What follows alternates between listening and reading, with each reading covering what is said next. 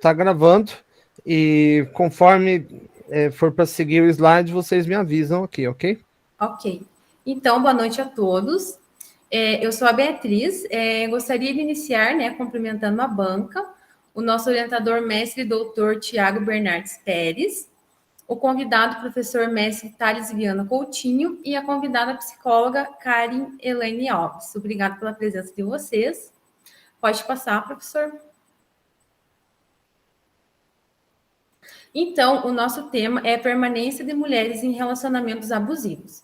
Segundo os autores presentes nesse estudo, o relacionamento abusivo se caracteriza pela presença de violência no relacionamento por parte de um dos cônjuges, sendo essa violência de ordem física, psicológica e sexual, e dentre outras, pelo qual iremos conceituar no decorrer desse trabalho, tá? Então, além dos relacionamentos conjugais, o relacionamento abusivo ele pode acontecer também em outras relações, como pais e filhos, né, amigos, entre famílias e também no trabalho. O nosso trabalho ele vai focar no relacionamento abusivo, né, na violência contra a mulher, tá bom? Que é um problema de saúde pública, né? Que a importância do psicólogo também nessa tratativa é muito importante e a violência ela independe de raça, cor, religião, se a mulher é pobre, se a mulher é rica, né? Então, ressaltando assim a importância de falarmos sobre este tema. Pode passar, por favor. Como objetivo geral, então, nós buscamos na literatura investigar os fatores que influenciam a permanência de mulheres nesses relacionamentos. Pode passar, professor, por gentileza. Como objetivos específicos, buscamos entender como se dá a violência nesses relacionamentos, tais como as suas interfaces. Além disso, buscamos também entender sobre as políticas públicas e as suas tratativas no enfrentamento da violência e também o papel da psicologia. Pode passar, prof. A nossa justificativa científica, ela vai de encontro com os altos índices de violência contra a mulher, e segundo os autores, muitas vezes as vítimas desses relacionamentos acabam não buscando ajuda, e nessa tratativa, a psicologia enquanto ciência e profissão é fundamental. Pode passar, por gentileza. Então, a nossa justificativa social traz a ideia de que é indispensável levantar aspectos importantes, né, sobre o tema, tais como conscientizar o leitor sobre a violência e suas interfaces, além das políticas públicas também no enfrentamento dessa violência. Pode passar. Então, foi realizado nesse estudo uma revisão bibliográfica de cunho qualitativo exploratório, buscando a narrativa dos autores para responder à pergunta norteadora, né? Quais fatores que influenciam a permanência de mulheres em relacionamentos abusivos? Pode passar. Pode passar, Pro.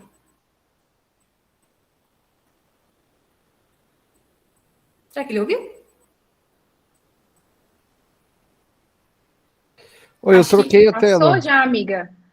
Não, mas é que travou para mim, então tem que voltar por gentileza. Referencial teórico, né? Isso, é que travou aqui para mim, desculpa. Então, quais seriam esses fatores, né? Aqui vamos falar sobre algum deles. De acordo com os autores presentes no trabalho, existem muitos motivos que podem contribuir para a permanência das mulheres nesses relacionamentos, sendo eles muitas vezes difíceis de identificar, pois a vítima sente que pode mudar o parceiro ou que ele está apenas passando por uma fase difícil. E ainda de acordo com os autores, muitas vezes por dependência financeira ou medo de criar os filhos sozinho, a vítima ela permanece nesse relacionamento. Outro fator bastante presente no estudo refere-se à submissão da vítima, que, de acordo com os autores também, ela está ligada a uma cultura patriarcal e machista, né? Em que o homem tem o domínio sobre a mulher. Algumas religiões também, muitas vezes com discursos sexistas, entendem que o casamento é algo sagrado, é proteger e cuidar do lar, da família e dos filhos, né? Podendo assim também contribuir para essa permanência. Então, essa submissão da vítima muitas vezes bloqueia a compreensão dela sobre o relacionamento, naturalizando a violência, né? Ou muitas vezes, sem conhecimento, acabam romantizando como prova de amor ou ciúmes, pois acreditam que a violência presente nos relacionamentos é apenas a violência física, né? E com isso, mais tarde, as mulheres acabam se sentindo culpadas e apresentando sintomas como baixa autoestima, ansiedade, isolamento da família, da rede de apoio, dos amigos, né? A violência e suas interfaces. Deixa eu tomar uma aguinha aqui. Então, como eu mencionei anteriormente, um dos motivos para a permanência das mulheres nos relacionamentos é a naturalização da violência, né? E a falta de informação que muitas vezes as vítimas pensam que relacionamento abusivo se refere somente quando há agressão física, né? Desta forma, nesse tópico, eu vou falar então sobre os tipos de violência, que, segundo os autores, é uma relação construída socialmente entre oprimido e opressor, né? É um grande marco para enfrentamento da violência contra a mulher. Temos aí a Lei Maria da Penha, né? Que ela entende a violência como a violência psicológica, né? O xingamento, humilhação, chantagem, opressões, né? Entre outras condutas que causam os danos emocionais, né? Como, por exemplo, o famoso você está louca ou você é louca, né? A violência física, qualquer conduta que interfira na integridade corporal da vítima, como puxão de cabelo, tapa, socos, né? Um empurrão. A violência sexual, qualquer conduta que induza a vítima a manter relação sexual sem o consentimento, sem a vontade dela, né? A patrimonial é qualquer conduta que configure retenção de bens da vítima. A violência moral, qualquer conduta que configure violação dos direitos, calúnia, difamação e injúrias. Quando a mulher não denuncia ou não sai do relacionamento, ela acaba naturalizando o ciclo da violência. Este ciclo da violência, ele é caracterizado por 3 fases, né? A tensão no relacionamento, que é a fase em que a mulher pensa que pode mudar o parceiro. A explosão da violência, essa fase ocorre quando a violência física, né? Muitas vezes também acompanhada de violência psicológica, moral e patrimonial, onde a mulher desenvolve medo, se tornando cada vez mais difícil ela sair desse relacionamento, né? Tem também a fase lua de mel. Nessa fase, o agressor ele se mostra arrependido, né? Ele busca seduzir a vítima com gestos românticos, presentes, né? Carinhos, como no início do relacionamento, para assim a vítima não terminar, não denunciar, e esse ciclo ele vai se repetindo. Agora a Jaqueline Gonçalves vai dar continuidade. Pode passar para o próximo slide, professor. Bom, eu vou falar sobre as políticas públicas, né, primeiro, e o enfrentamento da violência contra a mulher. Entre algumas das políticas públicas, a gente tem a criação ali, como a Bia falou, da Lei Maria da Penha, que foi um marco histórico, né, que contribuiu para o enfrentamento da violência contra as mulheres e também a contribuição de diversos outros serviços voltados para essa tratativa no segmento da violência doméstica. Então, dessa forma, a gente consegue perceber que a violência contra a mulher, ela não é um problema individual de cada mulher, e sim um crime contra o Estado, né? Contra todas, inclusive. A gente tem também o Plano Nacional, né, de Políticas Públicas para as Mulheres, que se destaca pela promoção aí e prevenção da saúde da mulher, né? Ele dá acesso aí à educação, à saúde, à autonomia, à cidadania e também ali os direitos a serem respeitados, né? O plano, ele também visa o enfrentamento da violência e a luta pelos direitos iguais das mulheres e as suas diversidades, como as mulheres transgêneros, as lésbicas, negras, né, entre outras. Segundo Soares, prevenir e combater a violência contra as mulheres é uma tarefa das mais complexas e exige como política pública a articulação de diferentes serviços em uma rede integrada de atenção à mulher. Então, vindo disso, né, a importância dos departamentos da assistência social, que trabalham de forma direta, né, e indiretamente no enfrentamento da violência contra a mulher também. Aqui eu vou destacar, né, os Centros de Referência de Assistência Social, o CRAS e o CREAS, né, que oferecem aí serviços especializados ao atendimento das mulheres, como apoio jurídico, psicológico, né, e essa assistência às vítimas. De acordo com o Fundo de População das Nações Unidas, né, além da Lei Maria da Penha, existem também outros dispositivos legais para esse enfrentamento da violência doméstica ou de gênero, como a lei do feminicídio, né, que ela se aplica em casos de homicídios pelo simples fato, né, da mulher vir ser mulher, né, que entra aí uma misoginia, e a lei do minuto seguinte, que ela é aplicada em casos de violência sexual, entre outras redes de apoio, como, né, delegacias especializadas para mulheres, medidas preventivas aí, e atendimento médico e psicológico especializado. Em setembro de 2022, foi sancionada a Lei 14.448, tá?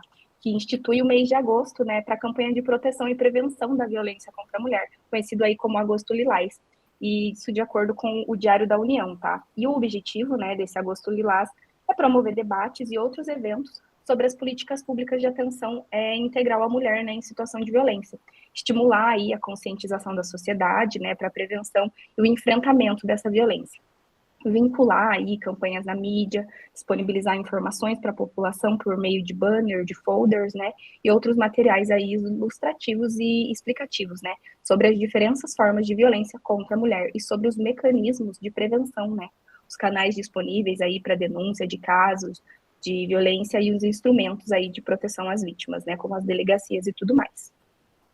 Da psicologia e o enfrentamento da violência contra a mulher, né, a psicologia, enquanto ciência e profissão, ela tem um papel fundamental, né, no enfrentamento e prevenção da violência contra a mulher ou contra qualquer outro gênero, né? Porque a psicologia ali, ela visa entender a adaptação do indivíduo diante de fatores estressores e resultados, né, da interação dos indivíduos, do ser humano com o ambiente. E segundo Madureira, a forma de enfrentamento das vítimas de relacionamento abusivo, ela está ligada diretamente às crenças, aos valores culturais existenciais, que é o objeto de estudo da psicologia. Então aí justifica a importância dela, né, uma das importâncias, e dos serviços de apoio para o fortalecimento da vítima e do rompimento do ciclo da violência. Como é um fenômeno complexo, né, a violência contra a mulher, ele exige aí uma compreensão, né, e uma intervenção multidisciplinar. Então, aqueles que trabalham em setor, né, juntos, eles estão habituados aí no cotidiano, né, em que se misturam as práticas das equipes multiprofissionais e setoriais, entre elas as áreas da saúde, do serviço social e do serviço judiciário. E é aí que entra o psicólogo, né, atuando no papel de acolhimento, de orientação, né, para que a mulher ela perceba que ela foi violentada e que ela tenha aí um reconhecimento de que a culpa não deve ser atribuída a ela própria. E tão poucos, né, os motivos externos que levou aí ao agressor a praticar o ato, a fim de que a mesma ela crie recurso, né, para sair dessa situação. De acordo com Soares, ele pondera alguns cuidados, né, no acolhimento da mulher vítima de violência, que eles são ali não paternalizar a relação terapêutica, né, querendo solucionar todos os problemas da vítima, e sim ajudar ela a encontrar, né, essas soluções, não infantilizar ou culpabilizar essa vítima com questionamentos, suposições que desautorizem o que ela disse, né, e também não reforçar a vitimização dela, né, de forma que a vítima busque aí apoio ou justificativa para permanecer no relacionamento abusivo, ao invés de buscar um apoio, né, realizar mudança para sair dessa situação em que ela se encontra. De acordo com o nosso código de ética, é dever do nosso não, né, gente? Já estou me declarando psicólogo, calma lá. É dever do psicólogo respeitar o sigilo profissional, né, a fim de proteger, por meio da confidencialidade, a intimidade de pessoas, grupos ou organizações que tenham acesso ao exercício profissional, né? Porém, o código de ética, ele ressalva que em situações que se configurem conflitos entre as exigências do artigo 9 e as afirmações dos princípios fundamentais desse código, exceto os casos previstos em lei, como no caso da violência contra a mulher ou gêneros, ao psicólogo fica previsto decidir pela quebra do sigilo, baseando sua decisão na busca pelo menor prejuízo. Então, respaldado aí pelos valores, né, que embasam a Declaração Universal dos Direitos Humanos, o psicólogo, ele deve, mesmo que de forma involuntária ao consentimento da vítima, tá, denunciar aos órgãos competentes a narrativa ou a busca de apoio por parte da vítima que sofre a violência. Ainda sobre a importância da psicologia, né, no enfrentamento da violência contra a mulher, é preciso, né, segundo o Irigoyen, é preciso ajudá-las a verbalizar, a compreender a sua experiência e então levá-las a criticar essa experiência, pois a partir da compreensão e da ampliação da consciência das suas experiências, a mulher ela vai conseguir se proteger, bem como resgatar aí a sua identidade. Pode passar para os próximos, por favor, slide. Dos resultados e das discussões que a gente teve, né, o estudo ele permitiu que a gente entendesse aspectos subjetivos que colaboram para a permanência das mulheres em relacionamentos abusivos. E através da pesquisa bibliográfica, a gente percebeu que, apesar de políticas públicas, campanhas, órgãos de assistência para a mulher vítima de violência, muitas vezes, pela cultura do nosso patriarcado e práticas machistas, a mulher ela não se percebe dentro do relacionamento abusivo. Outro fator que é bastante relevante na pesquisa é a presença do medo nas vítimas, né, de sair desse relacionamento, seja pela dependência emocional, seja pela dependência afetiva, ou pela criação dos filhos, medo de julgamento da sociedade, da família ou da religião.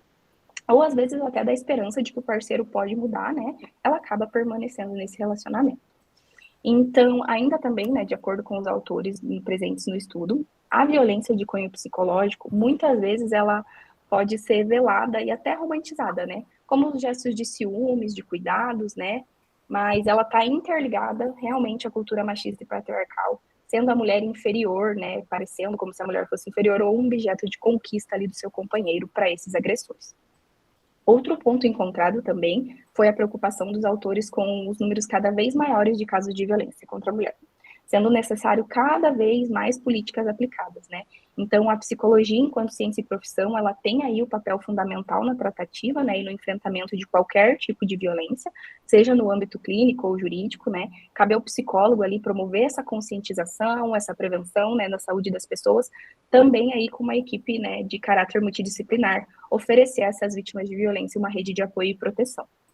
E, diante dos fatos históricos, no que diz respeito à permanência das mulheres em relações abusivas, a gente consegue evidenciar que, durante séculos, as mulheres permaneceram caladas em situações de violência. E mesmo com o passar dos anos e mais informações, ainda existem muitas mulheres que continuam em relacionamentos abusivos. Então, nesse sentido, né, o tema ele se tornou um objeto de estudo de extrema importância, não só para a psicologia, mas para as ciências humanas. Pode passar, por favor?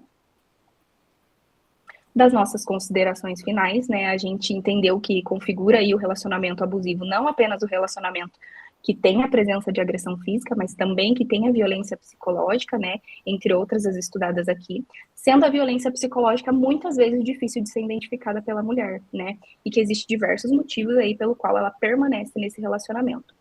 Também que as mulheres de diferentes classes sociais, raça, escolaridade, elas entram em relacionamentos abusivos e depois têm muita dificuldade para sair. Por questões financeiras, emocionais, familiares, religiosas, muito medo de julgamento, medo até às vezes do próprio parceiro, né? Principalmente, talvez até na maioria dos casos. Aí também pelo fato delas naturalizarem essa conduta, né? Acaba aí se tornando uma mulher às vezes submissa e controlada, e elas acabam por permanecer nesses relacionamentos. E elas podem desenvolver também transtornos, né, como ansiedade, depressão, uso, né, e abuso, na verdade, de substâncias psicoativas como álcool e drogas. A gente também pode perceber que desde os primórdios as mulheres sofrem com esse tipo de relação, que vem aí da nossa cultura do patriarcado, né, que trouxe, né, essa formação social em que os homens detêm o poder e que simplesmente assim a mulher é como se fosse um objeto deles, né? Então, vale destacar a importância da prevenção também, seja através de políticas públicas, órgãos sociais, educação de crianças nas escolas, data de reflexão, como o dia 25 de novembro, né, nosso Dia Internacional da Luta pelo Fim da Violência contra a Mulher, e atos como também o Agosto Lilás, e os canais de denúncia, né, como o 180. E, por fim, como a atuação do psicólogo, né, de extrema importância, seja no enfrentamento, amparo ou no suporte dessas vítimas de violência, e não apenas promover a saúde e a qualidade de vida das pessoas e das coletividades, mas também contribuir aí para a eliminação de todas as formas de discriminação e violência. Dado encerrado aqui, vai aparecer as nossas referências, porém eu quero abrir para um relato pessoal, que eu acho que isso comprova e fecha a importância da faculdade de psicologia e da psicologia na vida das pessoas, principalmente na minha. Quando eu ingressei na faculdade em 2018, eu estava num relacionamento abusivo em que eu já havíamos chegado assim, no grau da agressão, né? E conforme os meses foram passando, eu estava na faculdade, eu pude ver como aquilo era errado. Eu sabia que apanhar não era certo, mas eu achava assim que não ter amigos, não ter a família por perto, a pessoa rastrear o seu celular era normal, né? Eu era aquela vítima assim que tinha vergonha de contar para os outros, eu sempre ouvia a mesma coisa das pessoas que eu contava, que era: por que você continua? Por que você permanece nesse relacionamento? E por muito tempo eu também me questionei por isso. Né, daí veio o pensamento desse trabalho, né, e o motivo, por que as mulheres permanecem nos relacionamentos. E eu queria dizer que depois da psicologia eu vi que eu não era a única mulher que passava por isso, né, que existem diversos motivos que fazem a gente permanecer num relacionamento assim, e que a gente falou deles aqui. E se hoje eu estou aqui apresentando esse TCC, foi graças à psicologia, porque ela me mudou, né, e me moldou o que eu sou hoje. Então, uma das provas de que a psicologia é de extrema importância para mulheres que passam por relacionamentos abusivos, seja no acolhimento ou no esclarecimento, porque o que me ajudou a sair daquele relacionamento foi o esclarecimento, né, de que eu vivia, de que o que eu vivia, no caso, não era o certo. E isso foi graças à psicologia. E assim eu termino a nossa apresentação. Jaqueline, Beatriz, muito obrigado pela apresentação. E obrigado também, Jaqueline, pela confiança em dividir conosco a sua experiência. Eu sei que é sempre doloroso, na verdade, né? Nós, enfim, e passe o tempo que for, mas eu creio que isso é muito importante para inspirar outras pessoas, principalmente que vivenciam esse tipo de situação, a buscar uma saída e compreender que elas, enfim, isso não é um fato exótico, né, que acontece apenas com elas de maneira geral. Bom, nesse sentido, Thales, convido você, meu amigo, meu irmão, camarada, a trazer os seus apontamentos para nós.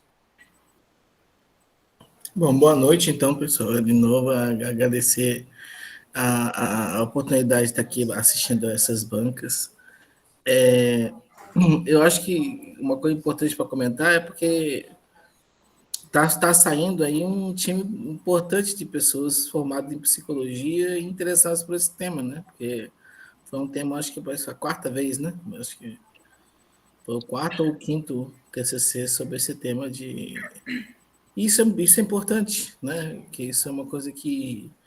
Mas diante de todos esses 4, 5, e alguns talvez até da própria turma de vocês, que hoje mesmo, basicamente os outros 2 trabalhos que apresentaram foram sobre violência. O primeiro foi, especificamente, e o segundo, violência obstétrica, é violência também contra a mulher também, né? Então, os 2, E basicamente... outra violência doméstica que também é... Mesma coisa, Mas eu queria ouvir de vocês o seguinte, o que vocês aprenderam de novo, de novidade, coisa que vocês não sabiam? O que de fato vocês aprenderam fazendo esse TCC de vocês? Bom, da minha parte, o que eu mais assim não tinha noção, porque ainda é muito enraizado, é da cultura do patriarcado. Eu ainda não tinha tanta noção disso, sabe? E de como muitas vezes a gente mesmo acaba sendo machista ou acaba julgando, às vezes, outra mulher pelas situações que ela passa e tudo mais. Então, isso foi uma das coisas que eu não tinha noção que era interligada, sabe? Eu achava que, sei lá, era uma coisa de cada pessoa. O homem agredia a mulher porque ele era assim. E não, né? É uma coisa que vem lá de trás, que, né, que digamos que a gente precisa ser submissa e a gente talvez mereça, né? Até uma coisa aí meio, né, dos deuses lá, né, dos antigos, né, que as mulheres, né, enfim, seduziam os homens, né? Vem aí também na Bíblia, né, que a Eva quem leva a maçã lá, né, para Adão comer. Então vem desde isso, sabe? E isso me surpreendeu, porque eu não tinha noção de como era tão enraizado. Às vezes essa raiva, né, por exemplo, a misoginia, eu não tinha noção de que existe gente que tem muita raiva só de você ser mulher, não importa se você fez ou não alguma coisa para essa pessoa, ela, né, te odeia. E eu não tinha noção disso. Isso foi o trabalho, ele me abriu esse leque novo. Então, esse é um tema que eu gosto muito, né? E eu venho pesquisando aí, também foi o que me motivou a entrar na faculdade, né? Então, para falar assim de novo, que eu aprendi no TCC, eu não posso falar porque eu já vinha estudando, né? E já estava por dentro, digamos assim, do assunto, né? Mas quando eu estava no relacionamento abusivo, que eu também já permaneci durante 4 anos, eu não sabia também. Eu achava que a violência era só física, né? Que estava tudo bem ser xingada, né? Quando ocorreu a violência física, eu pensei, peraí, tem alguma coisa errada. Mas as violências psicológicas, né, já vinha acontecendo no relacionamento e eu achava que era normal. Assim como nós trouxemos, né, que os autores também falam isso. E eu aqui, como uma vítima, né, agora, graças a Deus, superada, posso falar que os autores, eles trazem fatos muito reais, né? E eu acho que foi isso, assim, não que eu não consegui aprender nada, mas eu já estava conectada com o tema, né? Mas posso trazer para vocês o exemplo que as vítimas não sabem, e eu fui uma dessas. Eu só me toquei quando houve agressão física mesmo. Entendi. Não, perfeito. Eu acho que é isso, já está tudo certinho. Não, perfeito. Karen, a bola está contigo. Então, eu vou aproveitar e quero fazer uma pergunta com base nesse discurso das duas, que foi um discurso assim tão pessoal. E eu acho que no decorrer da leitura do trabalho de vocês dá para perceber isso, né? E eu queria saber se no momento que vocês começaram a estudar, se vocês que vocês colocaram no trabalho de vocês, o apontamento a respeito da questão do patriarcado e como ele tem um peso grande no processo cultural, até mesmo da instalação da violência e de como que a gente não consegue compreender a questão dos relacionamentos abusivos, e como isso está interligado, essa questão cultural, essa questão que nos vem muito da questão religiosa, porque, queira ou não, o Brasil é um país muito religioso, né? E se vocês, no momento que vocês estavam entendendo que vocês, no dia a dia de vocês não tiveram nenhum tipo de questão ligada à prevenção, vocês não foram, com falta de outra palavra para usar, mas educadas para entender o relacionamento abusivo, se no levantamento de dados de vocês, se vocês conseguiram evidenciar essa questão da prevenção, do como que a gente previne ou quais são as ações, as políticas públicas que a gente tem que focar para a questão da prevenção desses relacionamentos abusivos. Então, aqui onde eu moro, né, todo ano em agosto vem o ônibus Lilás, né, que é uma política pública onde a gente arruma a praça, coloca balões, né, vem os psicólogos, assistentes sociais também, que fazem toda essa movimentação, né, como prevenção. E também teve na faculdade uma ação que eu não consegui ir, mas é onde foram os alunos, né, e alguns professores também, para atender essas mulheres. Foi divulgado, né, esse evento, mas assim, foi bem poucas mulheres. Elas não foram, até a gente chegou, né, a pensar assim, será que por medo do parceiro, né? Então, tem as campanhas, né, como Agosto Lilás também, mas não são todas as mulheres que vão, né? Eu até queria fazer um comentário, assim, mais uma visão minha mesmo, assim, que quando o homem vai apresentar a mulher, ele fala a minha mulher, ele não fala minha esposa ou a minha namorada, né? Como a mulher fala meu namorado ou o meu esposo, meu marido. Ele fala minha mulher, né? Como se dá a impressão que é um objeto ali dele, né? E o que que a gente faz com o objeto? Muda, troca de lugar, né? Joga fora, faz o que bem quer. Então, isso está muito enraizado, assim, e infelizmente tem muitas mulheres que ainda não entendem, né? Acha que ali a violência é só quando existe mesmo a agressão, e que, ou as que entendem acabam tendo medos, né? E assim, quando tem essas ações preventivas, essas palestras, elas acabam não indo, mesmo que tenha. Mas assim, uma questão mais prevenção, que eu digo na questão de trabalhar crianças mesmo, trabalhar isso antes, em um momento antes do desenvolvimento. Vocês conseguiram fazer um levantamento de dados em relação a isso? Não. Não, sobre isso não. Até inclusive também, não só de crianças, mas a gente não chegou a fazer esse levantamento de dados. Né? A gente, assim, eu também trabalhei num CRAS, né? Quando eu trabalhava também, a gente tentava fazer alguma coisa para as mulheres. Era difícil também, né? Com que todas fossem, normalmente eram de 20 mulheres que a gente chamava e 6 mulheres, né? Tanto nessa prevenção, mas de crianças não, a gente não fez esse levantamento e também não cheguei a trabalhar, né, com isso, somente com mulheres adultas mesmo ali, adolescentes também não. Mas de certa forma a gente consegue perceber que é muito difícil aderir, né? A decisão dessas mulheres não é fácil, mesmo que às vezes até uma abertura para você tentar conversar com elas, tentar trazer, tentar um acolhimento é difícil, né? E eu imagino que seja assim, às vezes por vergonha, pelo que eu percebi com as até que eu conversei, ou mesmo medo ali do próprio marido. Mas infelizmente não, de crianças a gente não fez esse levantamento. Eu queria fazer uma pergunta também, agora uma outra colocação. Uma das principais psicólogas da atualidade, vivas, né? Chama-se Susan Fiske. A Susan Fiske, ela é da Universidade de Princeton e ela é, enfim, editora-chefe da PNAS, que é uma revista muito importante da Associação de Ciência Americana, em geral, assim, e ela é psicóloga, né? Então, e ela tem um conceito muito importante, tem vários conceitos importantes, principalmente em psicologia social, mas um deles é o do sexismo ambivalente.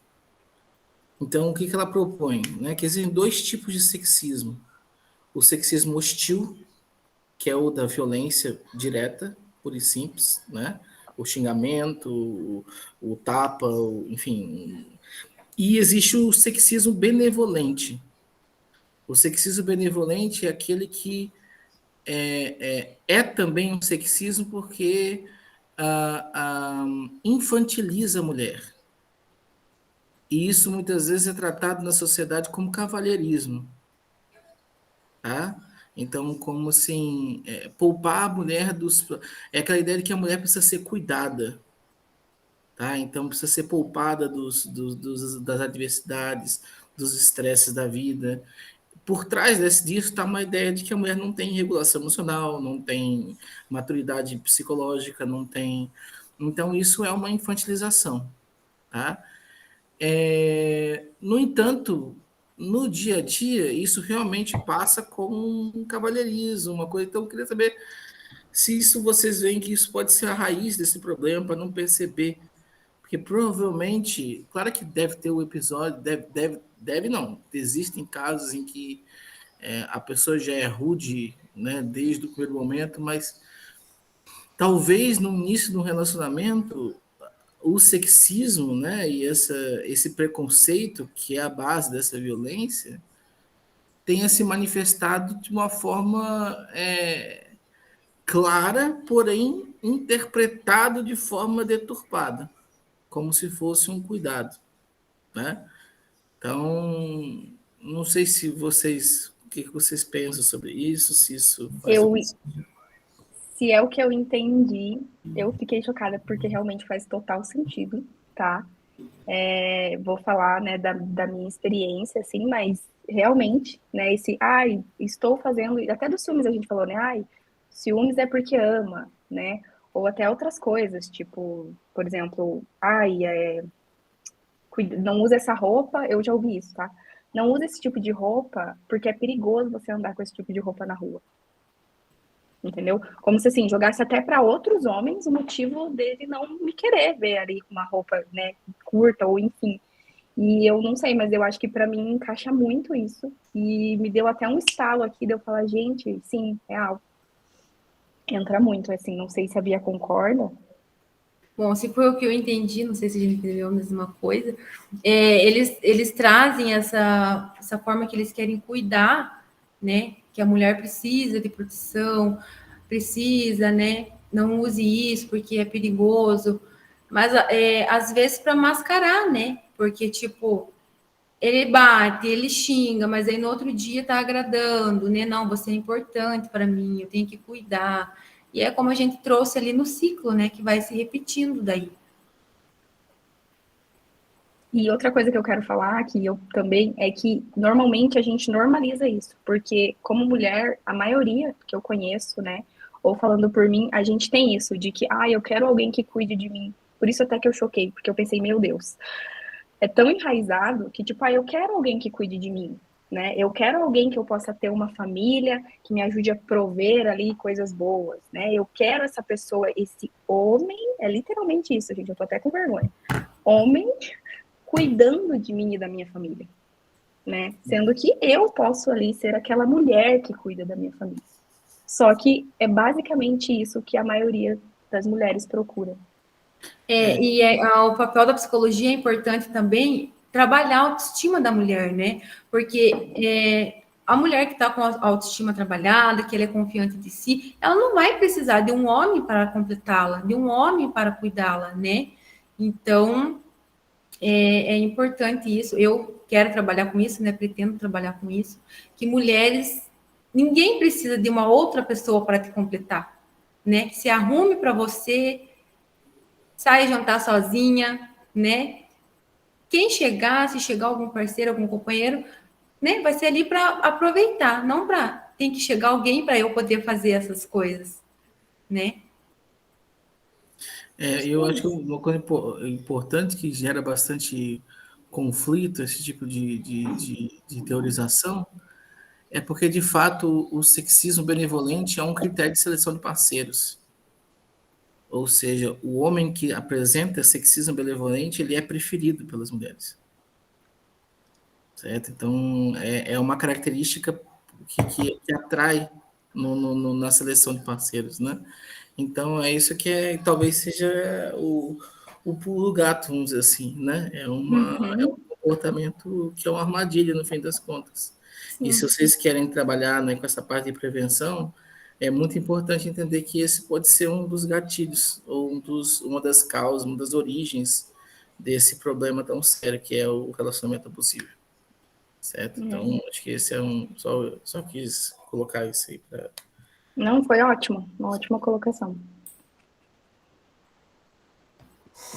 Eu também achei muito bom eu confesso que eu não conhecia esse conceito de sexismo benevolente, mas é um sexismo que parece uma microagressão, na verdade, né? Ele não é perceptível, mas ele é real em efeitos, né? Ele passa a isolar a pessoa, passa a tirar ela, talvez, da vida laboral, tudo porque você, em verdade, né, isso é a reprodução, de como a Beatriz bem destacou, né, da mulher enquanto objeto, né, não no papel de esposa, mas sim no papel de mulher, algo que a gente já traz lá do direito romano, onde o papel da mulher era no gineceu, que era uma espécie de uma cozinha, e ficava, na hierarquia social abaixo até dos animais, na verdade, né?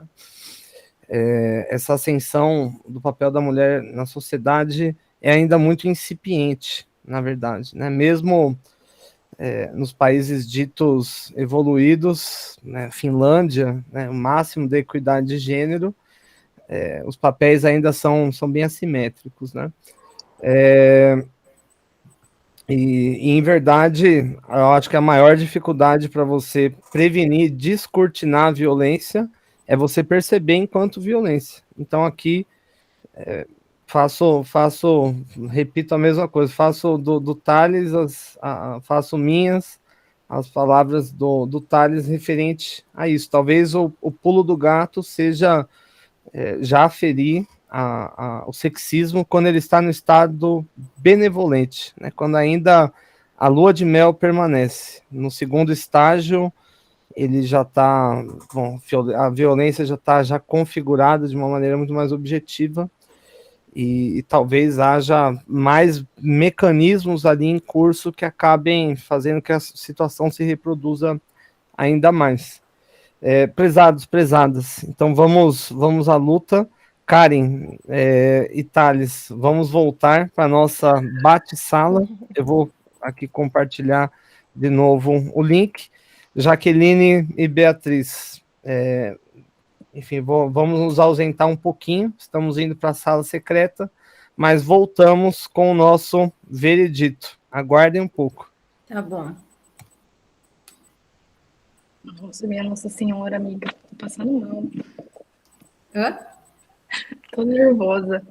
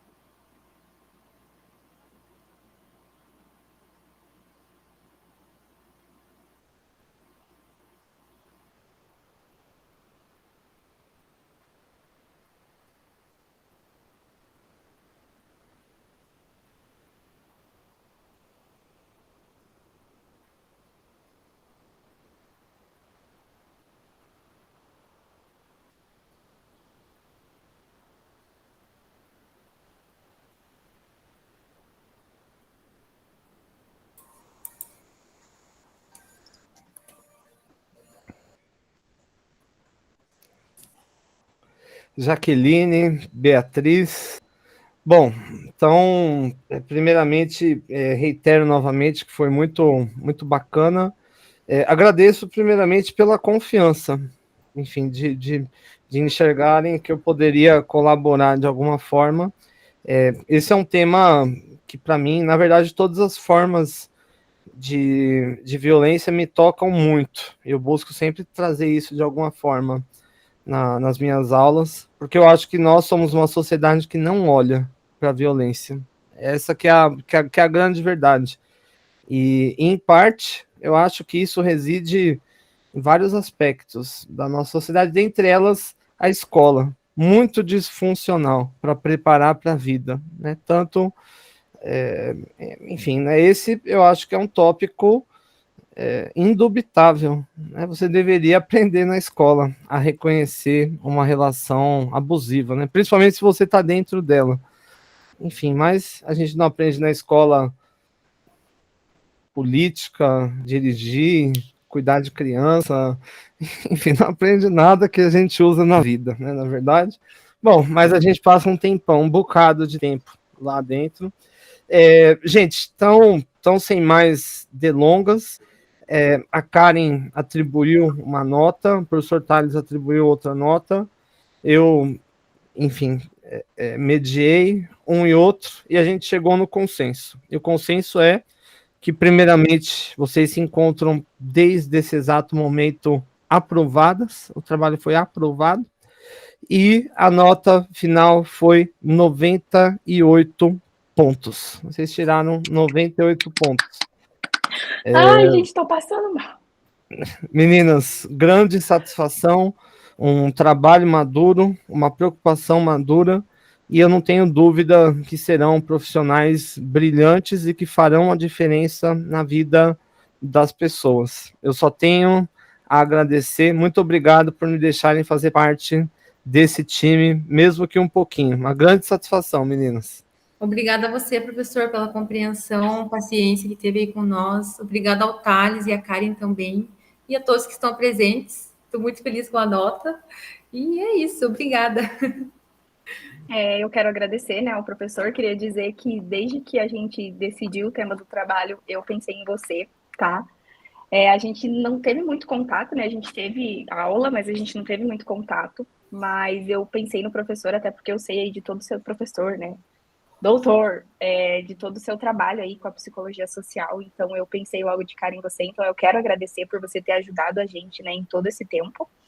Pode ter certeza, assim, que foi, digamos assim, muito, né, especial da minha parte, tá bom? Quero agradecer a Karen, né, por ter se disponibilizado aí também, a estar aqui com a gente hoje, e também ao Thales. Muito obrigada, viu? Meninas, eu que agradeço a apresentação do trabalho de vocês, enriquecedora. Espero que vocês continuem, né, com esse olhar, com essa visão extremamente humana, extremamente acolhedora, e no que vocês precisarem, estou à disposição. Obrigada.